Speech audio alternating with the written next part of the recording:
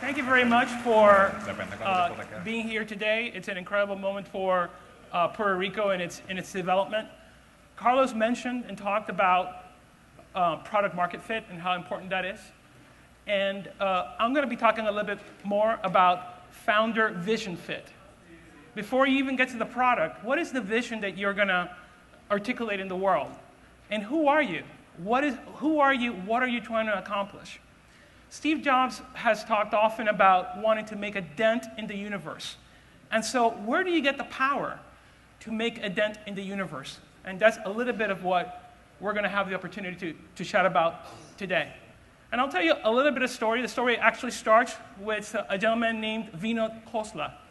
Vinod is one of the founders of Sun Microsystems, and now is a venture capitalist in Silicon Valley. Now, I used to live there. I had a startup called Imana. And through a friend, I was able to get a meeting with Vinod. And we met, and he didn't invest, but he gave me quite a bit of advice and told us exactly what he needed to see and come back, et cetera, stay in touch. Now, the question becomes, why would Vinod meet with me? He's a billionaire. Why would he meet with me? And I got it much later on, that if you live in Venezuela, you think that the wealth is in the ground, in the oil, and you fight over that. And sometimes here in Puerto Rico, we think that it's in the federal government, or that's going to be our saving grace, et cetera. Yet the culture of Silicon Valley is that the wealth is inside. The wealth is inside of you. There could be a Google, there could be a Pinterest, there could be a Facebook inside this human being. And even though at the time I was just 26 and I actually had hair, I had dreadlocks. Nobody believes that. That's why I showed the picture, because no, there's not possible for you to have dreadlocks. I did have dreadlocks. I didn't have any suits, yet but there was that opportunity, and that is the culture of Silicon Valley. That, as I mentioned, you can create the world from whatever you have in mind, from your vision. So what are the amazing thing about when you decide, hey, wait a second, the power of this company is really going to come from my vision, from my mind, is that the mind is unstoppable. Because if I tell you not to think of a green elephant, naturally you have not thought of a green elephant. There is no way to stop the power of mind. And when we turn to that as our resource, then it's inexhaustible. Sometimes we think, oh, small island, you can barely see it in a map, except it doesn't matter. The power of mind is inexhaustible, and we have it, so we can tap it. So today, we live in an incredible moment in history, where in the past couple of years, these flat surfaces, these touch-based devices have invaded our lives. And when you look at these devices, it's easy to turn them into books.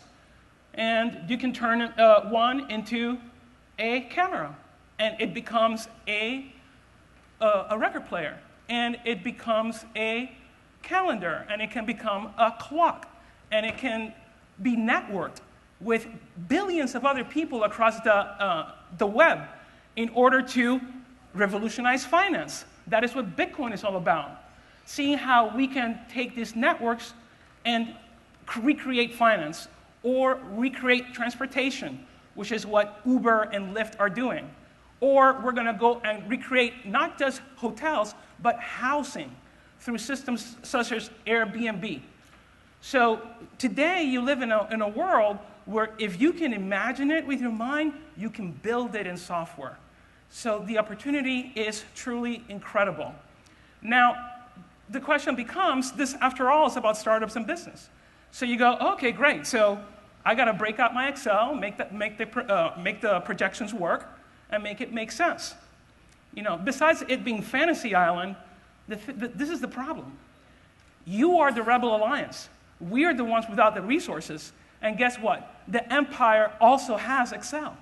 So at the board level at GM, at the board level of Microsoft, at the board level of of large companies that you may be competing against, they also have that same tool.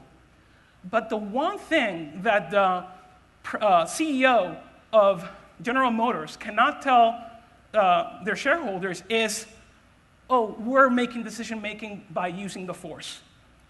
We're using the force to make decisions. Yeah, right, tell that to Wall Street. Except that that becomes the differentiator, following the vision of how you see the future. To the extent that you can go inside and pursue that unique vision of how you want the world to be, that actually becomes your competitive advantage. Notice how when Google came about, Microsoft couldn't adapt, and Google was able to rise. And when Facebook came about, Google was unable to react, and then Facebook came about. So each company ultimately responds to the vision of the founding team, and that becomes its bulwark against the world. But if I tell you, oh, you're going to use the force, then the question becomes, is it a vision or is it a hallucination? And we're not going to support you, your friends and family. You're going to say, hey, I've got this great vision. What's the difference between that and Noah's experience? Do you think that he got any support? Everybody was laughing. Oh, you're building an ark. Oh, stupid old man, what are you doing? So how can you tell the difference between one and the other? And that's a little bit of what we're going to be coming into. Well, you're going to be in great company. When you pursue your vision, imagine the folks that were building Twitter. This is the first version of Twitter when it came out. Did anybody think that this would be a $26 billion company?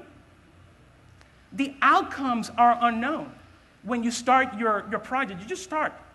I was just in Dublin a couple of weeks ago, and 4 years ago, they started their H3 equivalent called Web Summit. It's about this size. Today, they have 20,000 people going to their conference. So the resource is mined, the outcome is uncertain, so then the question becomes, how do you make it happen? So we're going to use basically the hedgehog concept in order to determine what is that vision, what is that unique element that I can bring to the world. So we're going to cover 3 points: passion, talent, and economics, or what drives your economic engine.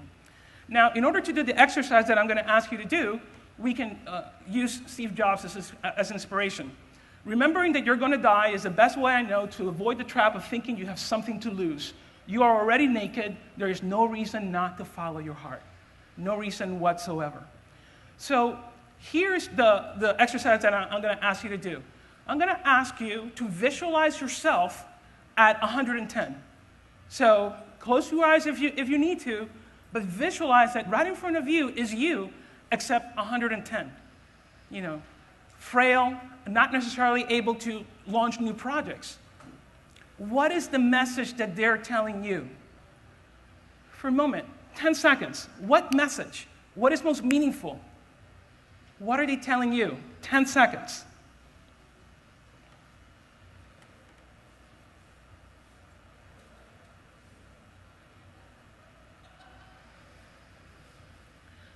So whatever they told you is what's truly most meaningful in your life. Whatever they told you is the kind of thing that you can persist on because it's the meaning of your life. It's what is at the end of the day, you want to go out without regrets. And whatever they told you, that's the vision, that's what's meaningful, that's where you can put your passion into. So that's one element. Then the question becomes, what can you be the best in the world at? How can you find that? So fortunately, every one of us is endowed with superpowers. There's no one who can be simply the person that I can see, Sophia. No one can be a better Sophia than Sophia. Nobody can be a better Victor than Victor. So at the end of the day, there is something that you do that you're absolutely the best in the world at. And the way that we're going to think about it is have you do another exercise. What was the reason for your last victory? Last time that you killed it, that you went to bed proud of yourself, that moment, what was the reason? In you, I'm incredibly imaginative, I'm tremendously good with people, I have incredible design skills. What was it? Now, I'm going to give you 15 seconds to share that with the person next to you. Go.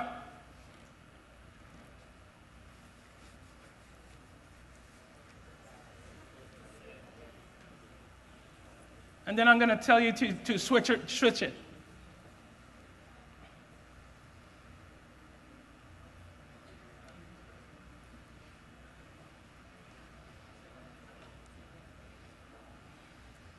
Now switch, make sure that the other person gets to go.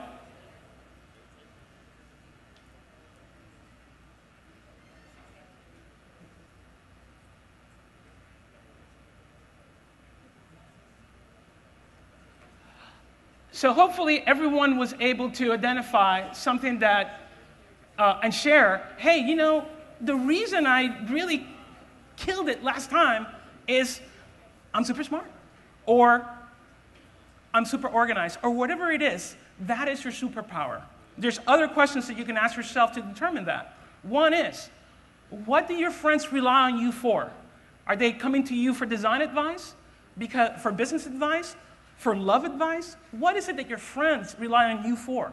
Often that is what they know better than you. What does not seem like work? What is it that you do on weekends when no one's paying you to do it? That will tend to be what that natural talent is all about. And then the question becomes, does doing that for 20 years create your vision?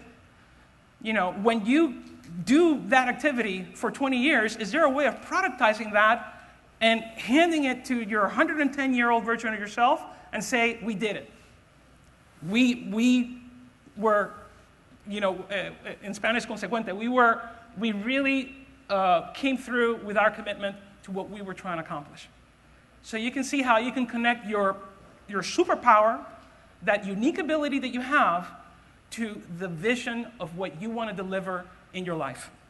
So that is a way of looking at that element of what can you be the best in the world at. And then thirdly, what drives your economic engine? So great, you're doing something meaningful, you're tapping into your unique powers, but then somebody has to answer the question, so what? So what? You know? And so that person is the customer. There are endless number of business metrics that may be relevant, but at the end of the day, a customer needs to be able to say, oh, what you're doing is meaningful. H3, everybody here could be doing something else. Therefore, for whatever reason, this event was meaningful to you. The organizers were able to answer this so what question for you. That's where you're here. So when we take a look, and I love the example of the iPod, because the superpower of Steve Jobs was said to be, or he understood it to be, the mixture of design and technology. And so he was able to take that superpower, compress it into an iPod, and give it to you, and say 10,000 songs in your pocket. 10,000 songs in your pocket. And that, you know, versus what people had, and people, when you look at people's love for music, people were like, wow, that matters. That's important. I can answer that, so what? So it's very simple. When you can connect your most meaningful vision to your talents, to something that someone will answer, so what? Then you've been able to identify that power to change the world, which is the root of startups. Now, there are 3 tests. So if you're really doing it right, if you've really zeroed in on what it is, there's no sales. There's no sales. Do you think that Mahatma Gandhi had to sell anyone? I'm sure he did, actually. But most of what he was doing is, I have a vision for India. Come with me. There's a place for you in my vision. So you're not a used car salesman. You know, you are really bringing your customers into a future that is really meaningful and powerful, and you want to be there with them. So it's not about closing the sale. It's about including them in your vision. Secondly, you can recruit. This is the ad by Ernest Shackleton, one of the explorers to Antarctica, and it's worth reading. Men wanted for a hazardous journey, small wages, bitter cold, long months of complete darkness, constant danger. Safe return, doubtful. Honor and recognition in case of success. And people said yes. That is meaningful. I can answer, so what? I'm going to stop what I'm doing. I'm going to turn around and risk my life in order to be in the team that made it to Antarctica, to the South Pole first. They did not make it. But you can recruit, because people will come to you and say, that's meaningful. How can I be part of it? And it's exactly, incidentally, what startup is all about. Long months of complete darkness, small wages, yep, check, check, check. And thirdly, you will never give up. You will never give up because it's the meaning of your life. It's like, competitors come and say, wait a second, this is what I'm here to do. So you're going to bring it to the end. That determination, that persistence is rooted in really zeroing in on that vision that really powers your life. And then whether the startup succeeds or not, almost doesn't matter, because you did your homework. You did what you came here to do. So those are the three elements. When you have those three elements working in concert, then you can really build an enduring company. If it's meaningful and enduring, you have made a dent in the universe. So that is the root of startup power. It really starts with the power of mind and the ability to change the world. So thank you very much for your attention. I'm happy to be here with you.